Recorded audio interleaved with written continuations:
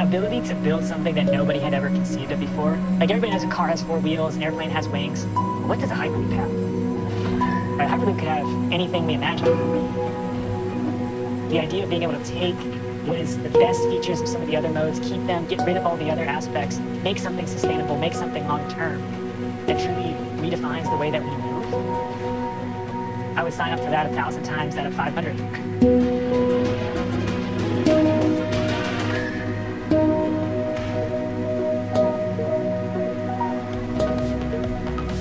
A global technological revolution is underway. We think in the next 10 years, you'll see more innovation than we've seen in the past 50. Driven by passionate, dedicated individuals intent on shaping a new world. I want to create something new. I want to create something that gives me the sense of creating new life. This is why I'm here. A greener world. This is the last call to action, that we have to develop the solutions that are protecting our planet. A better world. I have a family, and when I think about the life I want them to have, their children to have, I want them to experience the world where they can travel and live without worry, and that gets me up and going every day. Together, they are pushing engineering to its limits. Human creativity is the most tremendous power. And if you set a target, things that you never thought possible become possible. Creating extraordinary machines that can help the planet and humankind in the future.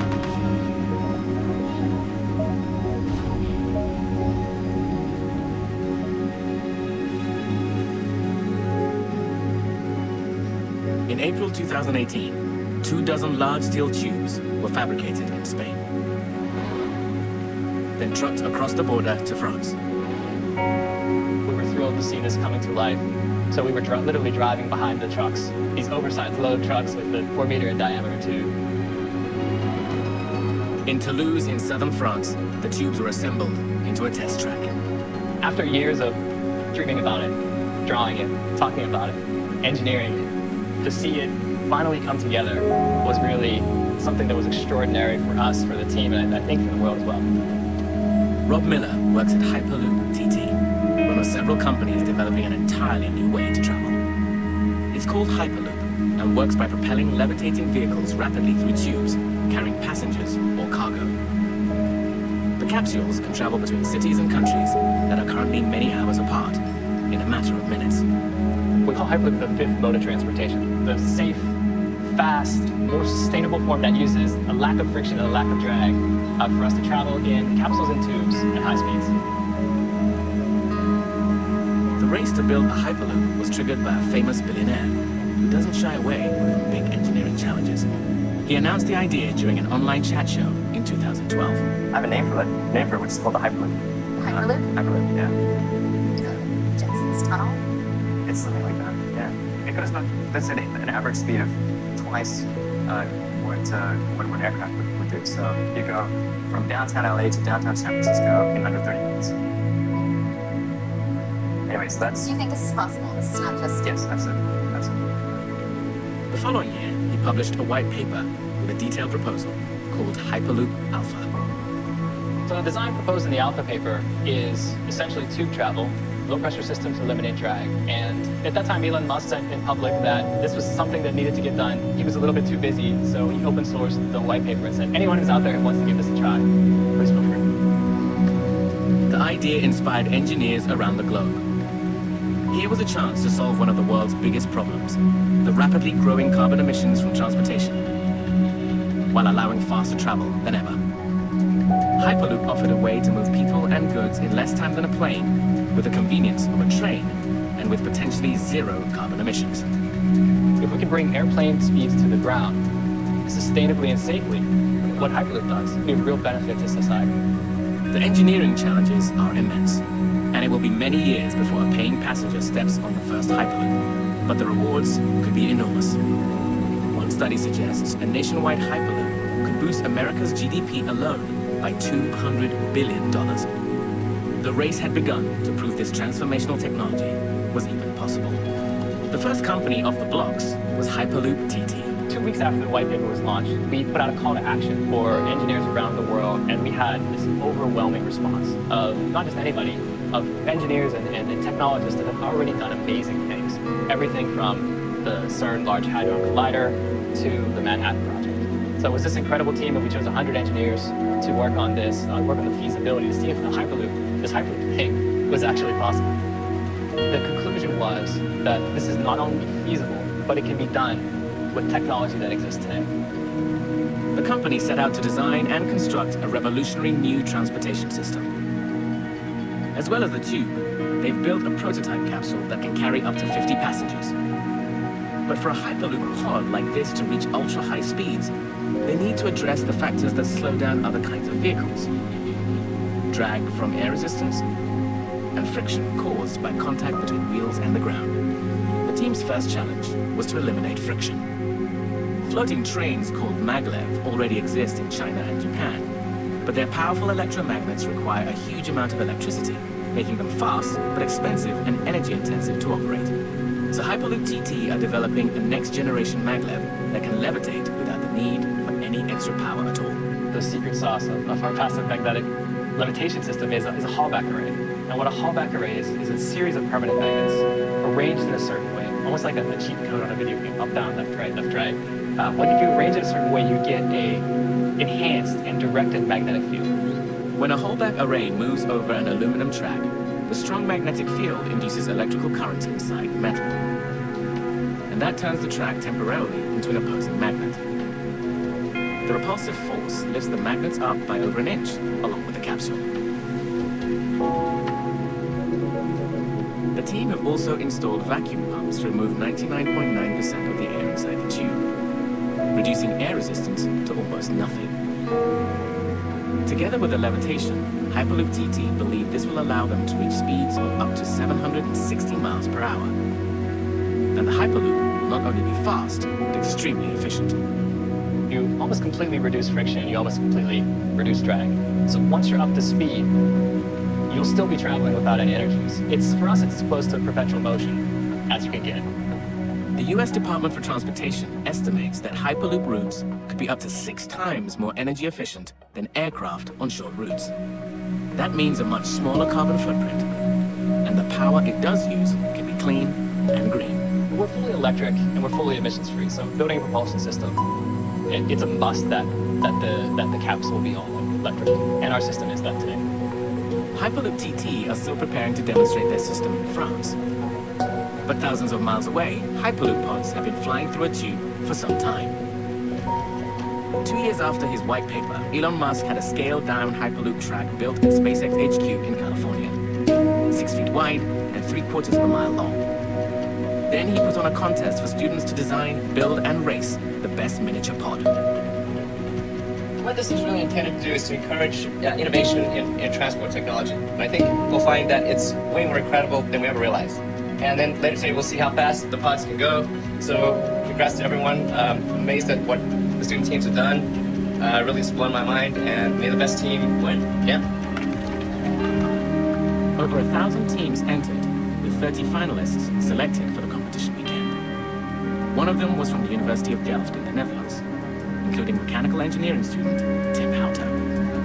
When we got to hear about the concept, we already thought that it was something that could completely change the world in terms of mobility, but also in terms of sustainability. And that we really like engineering challenges. So when the competition came along, we didn't have to think long in order to also set up a team. And it was a really intense period because you need to achieve very high technical standards in a really short amount of time.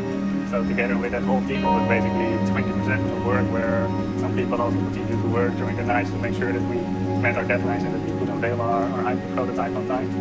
The different categories that we could score points for were the efficiency of the vehicle, the safety, the cost, but also the speed that you were able to achieve. And we took all those criteria into account and designed a vehicle that would have the highest overall score on the combination of all these aspects. The team finally unveiled their design in June 2016. But one of the dummy passengers, we called him Elon, referring to Elon Musk, of course. Once in California, the teams had to pass a series of challenges to qualify for the last stage. Operating in a vacuum, being propelled along an open-air track, and moving through the tube at normal pressure. Only if you have passed those tests, you were allowed to proceed towards the final test run that would then eventually determine the winner of the Hyperloop competition. Only 3 teams qualified for the final run in the depressurized tube. When we had the confirmation that we were one of those, that's of course an amazing feeling and only makes you more excited to really give it as much as you can for that final run and go for the win. Everything was set, but as the team carried out the last checks, there was an unexpected issue. When we were almost ready, we actually noticed a malfunction of the braking system. And that was quite a terrifying moment, because your braking system needs to work, of course, before you can do your final run. They hurried into the tube to investigate. You cannot wait too long before you do your run, otherwise you need to get out of the tube and make room for another team. So the pressure was really on to have it fixed. After a few minutes, they figured out the problem. Luckily we got it fixed while it was standing there, but it was quite an exciting moment. The speed to beat was 94 kilometers per hour, or 58 miles per hour, clocked earlier by Team War from Germany. Nowhere near as fast as Elon Musk had in mind for a future Hyperloop, but still a challenge in a short vacuum tube. We're gonna start the countdown right now. They said that they're basically ready, and we're excited to see how it goes. 5, 3, 2, 1. There is this very sort of tense moment, but then you see that everything is going smoothly, and Philip is getting up to speed in the way that it should.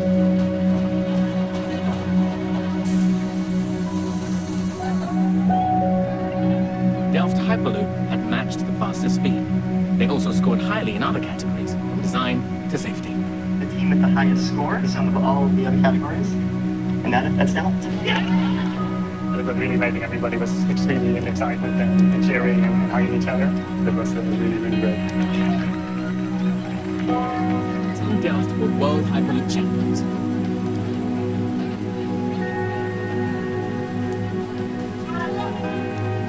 Some of the team decided to take the next step to launch a company and develop a full Hyperloop system with a new pod and a new track. We thought, well, this potential is so huge and we built up such a momentum. Should we proceed with it and make it a reality in the real world? Tim Houter is now CEO of Hart Hyperloop. After the competition, he and his colleagues faced a new challenge. To travel through a network of tubes that connect many cities, their new design would need to be able to switch lanes, something no one had done before. The Hyperloop tube that was built by SpaceX for Elon Musk Hyperloop competition only allowed you to go straight, but didn't have the ability to take corners or to perform this lane switch. So we need to do some tweaks on the Hyperloop concept that we made for the competition. The obvious solution would be to design a system similar to a railroad switch, which has a moving pair of rails called points. Even existing maglev tracks physically shift when trains need to change lines. But for Hyperloop, the team realized that mechanical switches would be too slow.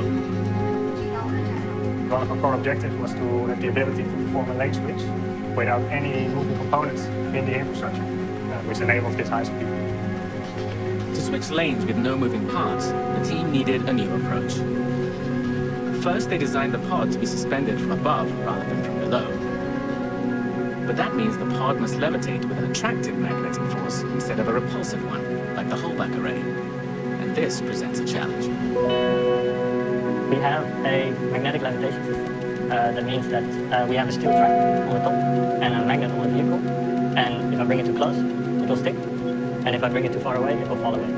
So we'll try and be in an equilibrium state where the magnet is not falling, but also not attracting. Engineer Gert Speck was part of the team that built a small-scale levitation rig to see if they could keep the system in equilibrium. So we found a way to alter the magnetic field, as we can demonstrate on our test setup. It will slowly lift up. We have a laser sensor here that measures the distance 2,000 times a second and feeds this back into the control system. The laser sensor works in tandem with the magnets, which have copper wire wrapped around them. This allows the control system to boost or reduce the strength of the magnets depending on the distance measured by the lasers. And this keeps the floating pod in exactly the right place. When I try to push it down, it will give a little bit, but bounce back up. Same way, if I push it up, it will weaken the magnetic field and then fall back down. The laser sensor and adjustable magnets stabilize the levitation system. But if it adjusts for every bump in the track, the ride could get uncomfortable for passengers. So in February 2021, lead engineer Yusuf Harfouch set up a system to simulate traveling at 450 miles per hour. A question that we often get is whether it will be a bumpy ride for passengers on board of Hyperloop vehicles, especially at high speeds, when the vehicle is traveling a few hundred meters every second in an infrastructure that cannot possibly be completely straight. In this setup, a Hyperloop vehicle is simulated by having both a levitating magnet as well as a hanging weight underneath, mimicking the cabin's weight. By placing the construction on a vibration table, we've simulated a situation where the vehicle is passing in irregular infrastructure at high speeds. The control system is designed to intelligently smooth out any bumps in the track. But as the vibrations reached full speed, it wasn't responding as the team expected. The first time we ran the test, it was not going perfectly smooth. There was a part of the shaker table that wasn't behaving the way we simulated it. The team analyzed the data and adjusted the control system before trying again. This time, they turned the vibrations up to the max. And what we see here is that indeed, the vibrations do not affect the vehicle or the stability of the overall system. It was a great moment of success because we saw that the system, even though we were pushing in the envelope way beyond what we expect in a real-life Hyperloop system, it was hanging perfectly still in mid-air, even though the shaker table was moving up and down a lot. To make sure the whole system worked together, Hart built a short full-width test track with steel strips on the sides. The capsule is suspended from above, which means electromagnets can easily pull the capsule left or right towards one of the strips. By June 2019, the team were ready to test the full setup. Levitation in 3, 2, 1. Levitation successful. Use that propulsion. Propulsion, good to go. 3, 2, 1. Yes, propulsion successful. Switch in 3, 2, 1. Switch taken, switch successful. Finish successful.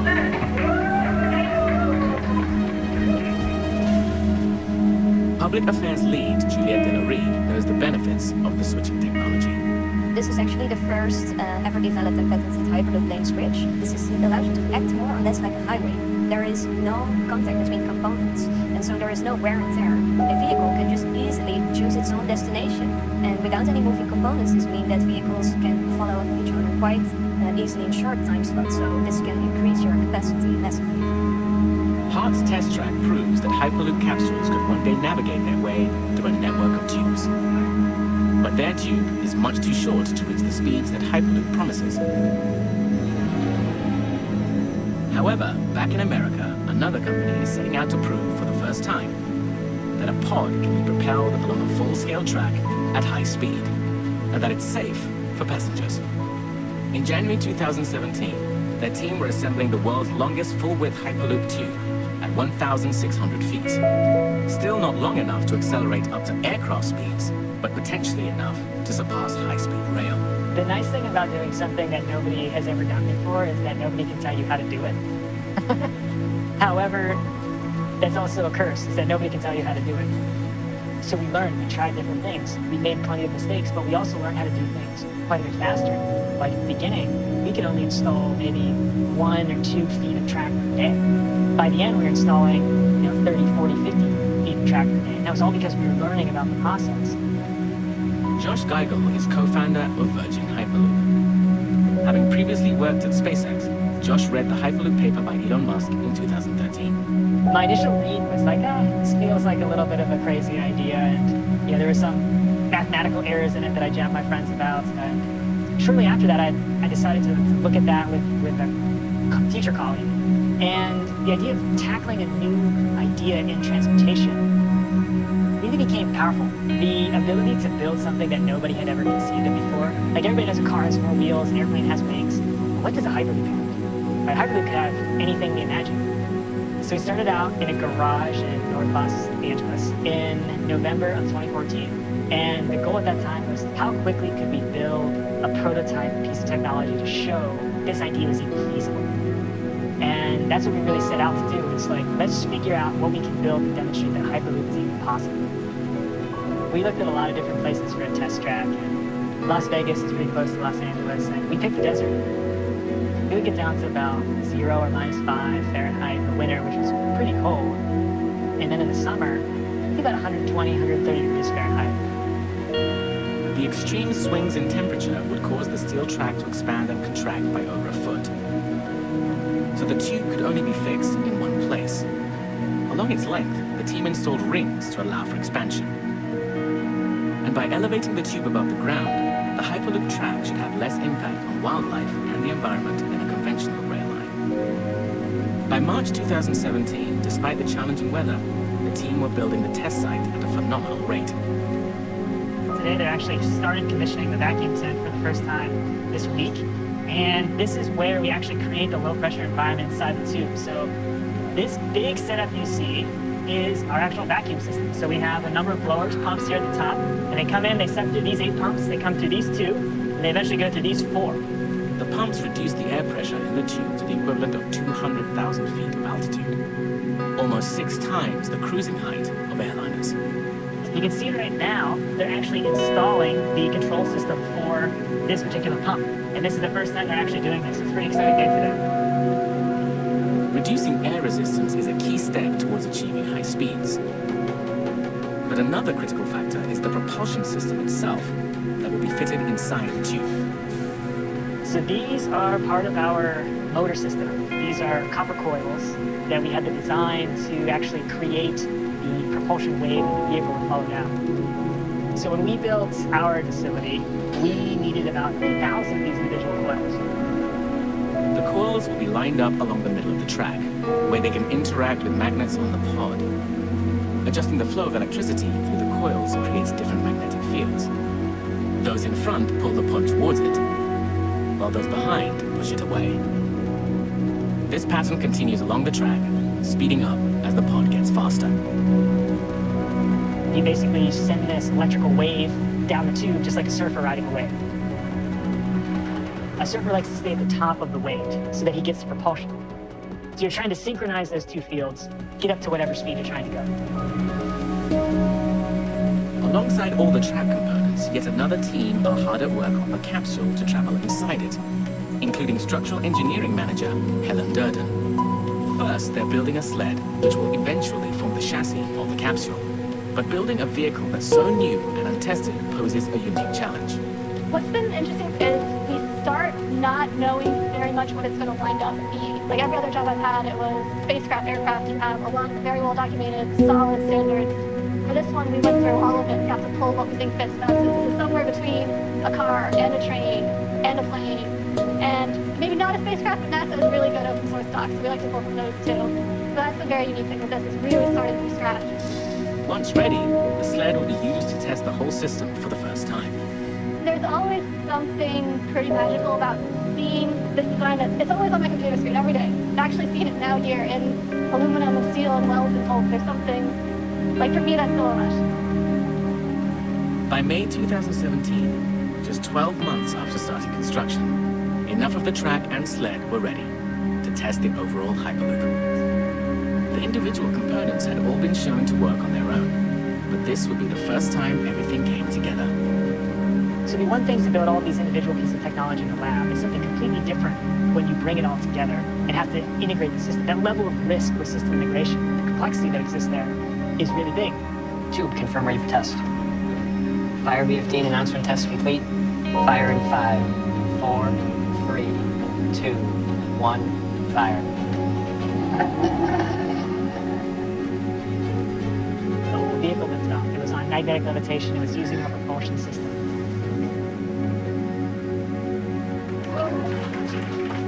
That first test didn't go very far. It went about 10, 15 meters or so, about 30 feet. But to be there with the group who put their blood, sweat, and tears and actually making this happen and see the elation on their face was something I'm never, ever, ever, ever going to forget. They'd proved that the technology works, albeit at a leisurely 70 miles per hour.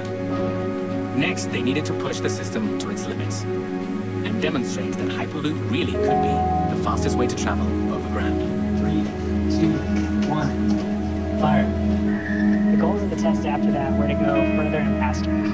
There was a Saturday in July of 2017 where one of the most exciting days, not the most exciting day of testing we ever had, we were just going faster and faster about every 2 hours. We'd run a new test, a new test, a new test. And, every test would go about 20 miles an hour faster.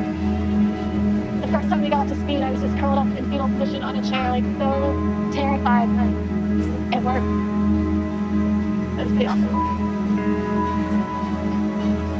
Top speed we ultimately got up to was about 240 miles an hour, about 387 kilometers per hour, which is faster than the normal speed of high-speed rail. So we were able to do that very successfully, very quickly, and show that this could work.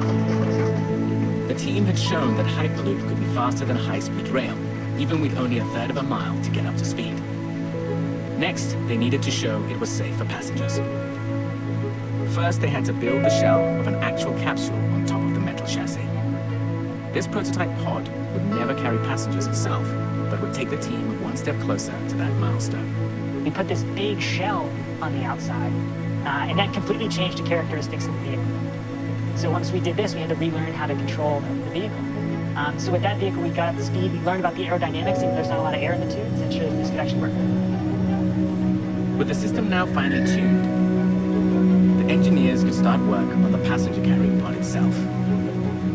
The main challenge was to design a pressurized capsule that could withstand a vacuum, equivalent to being near the edge of space. The next one actually needed to be a vessel safe for humans. So we started from scratch, built basically from the ground up a vehicle that could essentially fly at 200,000 feet altitude. I mean, we built a spaceship. Over the course of about a year and a half, we got it certified, we got it independently assessed to be safe, so that myself and one of my colleagues, Sarah, could ride it. By November 2020, the capsule was ready for the world's first passenger Hyperloop ride. I knew I had to be the first one. Starting this company, if it wasn't going to be safe enough for me, it wasn't going to be safe enough for anyone. It was way more excitement than nervous. And the excitement was to be sitting in essentially an idea. There we were sitting in Hyperloop that was kind of concepted on a whiteboard that you'd seen through ups and downs. You had nurtured, you had grown, you'd cried over, you'd done everything over. And here you were in the moment of like the most monumentous day in the history of the company, showing that it could work. 3, 2, 1, launch.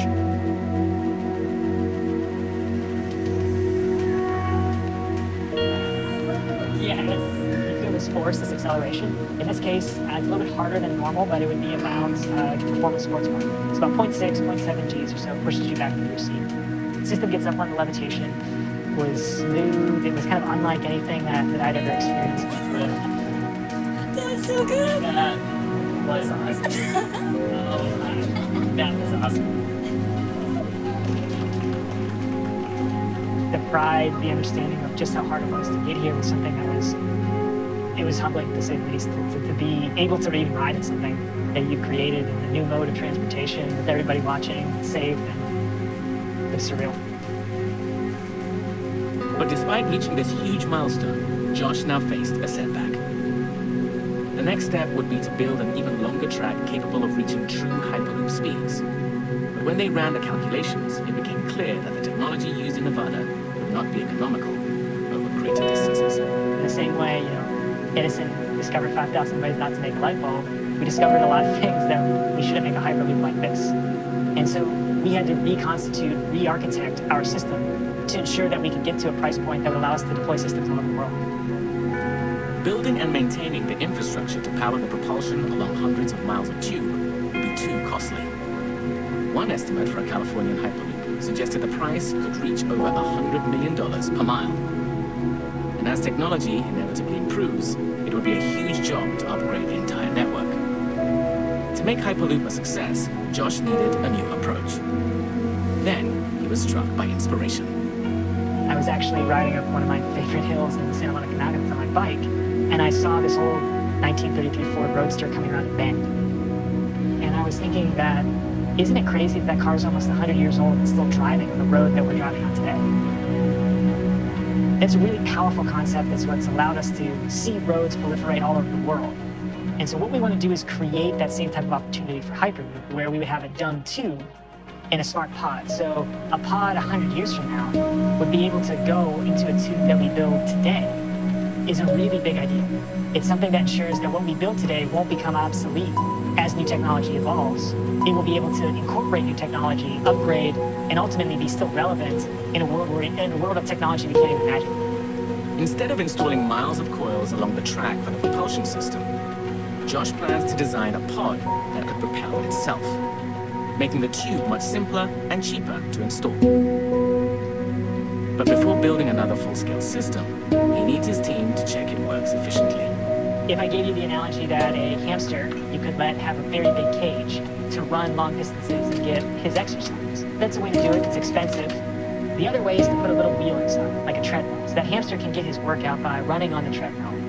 And so we took this approach that if we build something like a treadmill, something like a wheel that would spin to simulate the track moving, that we can actually gain a lot more from our test, a lot cheaper, a lot faster, than if we built hundreds of yards of this tube. Today, engineers Bunama Janya and Joo-hyun Kim are measuring the efficiency of the new propulsion system. The wheel represents the track, and the electric motor, which will make the wheel spin, is underneath. The motor will eventually be on the pod. To simulate a Hyperloop, the wheel must spin so fast that the test rig has been placed within a bunker for safety, in case any parts fly off.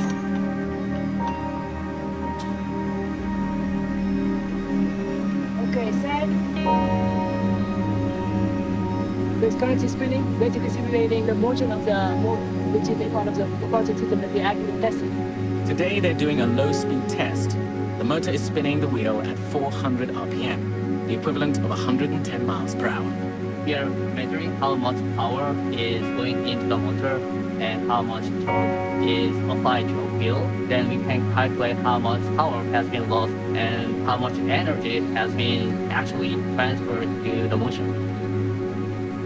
As a comparison, combustion engines are typically around 30% efficient. Josh needs this electric motor to be much more. Stop recording. Okay, recording stop. At 400 RPM, the motor was 80% efficient.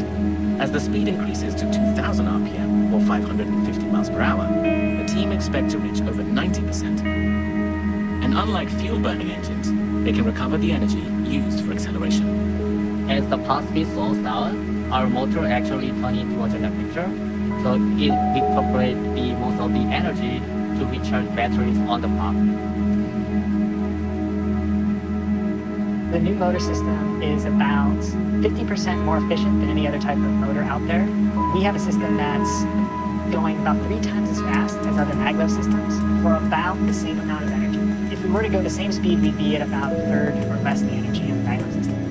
Virgin Hyperloop have shown that the technology is efficient and safe at high speeds, and they estimate that the simpler track would cost around 2/3 as much to build as a high-speed rail line, with much lower operating costs. But some in the industry believe they face bigger challenges than engineering and economics, such as gaining approval from governments and acquiring the land to build it on. Hyperloop is a new means of transportation, so for that we need new regulations. The process will take many years. Moreover, we need to go through a lot of different landowners to acquire this land, and this process takes a lot of time. As we see it in examples, building the highways or a new high-speed line in Europe, even though we have already the regulations being done for this mode of transportation, it might take up to 15 years actually to build this kind of infrastructure. Kasia Folianti is one of the founders of Novomo, a Polish company that's approaching Hyperloop very differently. As well as planning a Hyperloop network, they're also designing a hybrid system that they believe can bridge the technology gap and bring Hyperloop to reality sooner. It's a high-speed levitating vehicle that could one day travel on existing railroad tracks, alongside conventional trains, so no new land would be needed. It's called MagRail and can be used for passengers or cargo. In MagRail, we are using 2 out of 3 main elements of the Hyperloop system, linear motor and magnetic levitation. If we are going to implement our MagRail technology much faster than the Hyperloop system might be implemented in Europe, we can already test these 2 elements and then prove that they are actually working, and afterwards they can be also implemented in the Hyperloop system. The first full-scale MagRail system will be built along a disused railroad in southern Poland. The team are preparing to install the propulsion and levitation systems, a process they expect to ultimately cost around $5 million per mile, less than half the cost of conventional high-speed rail. Pavel Radziszewski is their chief technology officer. We'll adapt the railway track by adding the linear motor in the middle and the levitation system on both sides. Linear motor allows mag-rail vehicle to accelerate and decelerate, and the levitation system allows us to basically soar above the infrastructure. We start on wheels, and then when we achieve about 40 miles per hour, we start to lift up and the vehicle moves without any friction. As with Hyperloop, the levitating vehicles would use less energy than conventional trains, despite going much faster, which reduces harmful emissions. And by floating above the tracks, there would also be less noise pollution. We need to measure the railway track in order to make sure that it will fit our requirements, which basically must be very accurate for mag-rail system. Meanwhile, in Warsaw, another team, including engineer Natalia Strava, are testing the propulsion system with a half-scale test track. The advantage of the propulsion system that we are developing is that it's much more energy efficient and allows us to obtain higher speeds. To fit the mag-rail technology into the existing railway infrastructure was quite challenging because there is no much space between the rails to put something there, and we needed to add some additional components. So it took us quite a lot of time to figure out how to do it. The electric propulsion technology between the rails is secret and cannot be filmed. Natalia's team are testing the new software that delivers power to segments on the track and should ensure a comfortable ride for future passengers, while also saving energy. We want the passing between segments to be smooth, and we want to keep continuous thrust. There is an issue with passing through the segments because it's not so easy to keep the continuous thrust. So we developed very advanced control algorithms that take care of it. This hybrid system would be simpler, cheaper, and faster to build than Hyperloop, and can still reach speeds of up to 340 miles per hour, according to November. They hope to make this next-generation transportation a reality by 2025, with their full-speed Hyperloop reaching 740 miles per hour, following in another decade. Mag-rail technology is the first step to implementing Hyperloop. In the second stage, we want to add tubes, which will remove air from the equation, and then we can achieve even faster speeds because we don't have aerodynamic drag. The mag-rail and Hyperloop technology being developed today could replace aircraft on popular routes all over the world, potentially saving millions of tons of carbon emissions every year. But many of the longest journeys by air fly over water. So researchers are now investigating the very limits of how far Hyperloop can take us, whether it could ever be possible to span oceans. We see in the last couple of years that people are tending to travel a lot, especially between cities along the coast or in coastal areas. So a connection is very important between continents, and there were up to 3,000 flights each day that could be replaced by a Hyperloop connection. So it would be beneficial for the future. We want to lower our carbon footprint and still have the benefits of traveling. In 2019, project manager Linda Kemp set out to test how storm waves might affect a Hyperloop tunnel crossing the Atlantic Ocean. They designed an experiment in one of the largest marine testing basins in Europe, at the research center Marin in the Netherlands. This basin is 170 meters long, so we're choosing to scale it down and to make sure that we have something that fits into the basin, but you also want the model to be long enough to see the impact of your test results. Linda's team constructed a model of a Hyperloop tube that's 110 times smaller than the real thing would be. The tube represents a 10-mile-long section of the full-size tunnel, submerged to the equivalent of 150 feet beneath the surface. Once everything was in place, the paddles started up to simulate a storm, mimicking monster waves that would be up to 130 feet tall. It's a really exciting moment when the first wave is running into you. The most extreme situation was an Atlantic storm that just happens one every 1,000 years. And you really want a structure to be capable of still being there after such kind of wave. So we're testing these kind of waves to see if a structure like this could handle these waves. Under the surface, cameras monitored the precise position of LED lights on the tube to detect any bending. And instruments recorded the tension on the mooring lines. We expected that when the waves are running over the tunnel, that it would bend with the waves. So it would be lifted and it would go back again. That's something that you don't want when it's a Hyperloop. But as the waves interacted with the tube, something surprising happened. We saw that the bending was even higher than we expected. The tunnel was lifted up to the free surface. So the forces due to the waves, they take it up and lifted it. And then it was just a floating tunnel that was piercing through the surface. And it was bending there as well. Floating to the surface in a storm would be disastrous for a real oceanic hyperloop, damaging the infrastructure and potentially colliding with ships. Linda ran the storm waves a second time, with the tunnel now submerged at twice the depth, the equivalent of 300 feet deep. This time, as the waves thundered over the tube, it stayed underwater, moving only a small amount. The waves weren't impacting the tunnel that much on the 100 meters water depth, so movements and accelerations are smaller there. Many other factors, such as the impact on marine life, still need to be investigated. But Linda had shown that even the most powerful Atlantic storms shouldn't prevent a connection between Europe and America. So we concluded that it would be good to consider to have even more larger submergence depths for really safe travel, because I think when you're talking about transportation through a tube like this, is that you really want something stable. Hyperloops may one day carry passengers deep under the surface of the oceans, connecting Asia to North America's west coast, the east coast to Europe, South America to Africa. You could travel the world in hours without ever stepping on a plane. But while these ocean-crossing tubes are still the stuff of dreams, the race is already on to build the world's first commercial-scale Hyperloop on land.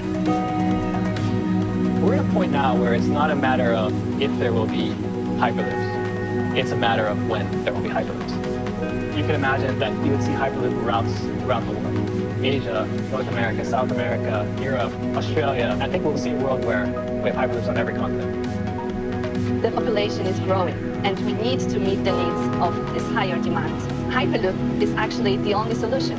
Most importantly, this is the most sustainable solution that we have at the moment. We know the technology can work now, and it's about how can we deploy the technology to showcase its benefits and its potential as quickly as possible. I like to say that this is the decade of Hyperloop. It started with Sarah and I being the first two people to ride a Hyperloop. It's going to end with hundreds of millions of people riding Hyperloop. It's a world with a fundamentally different transportation system. And that's something that's actually tremendously exciting.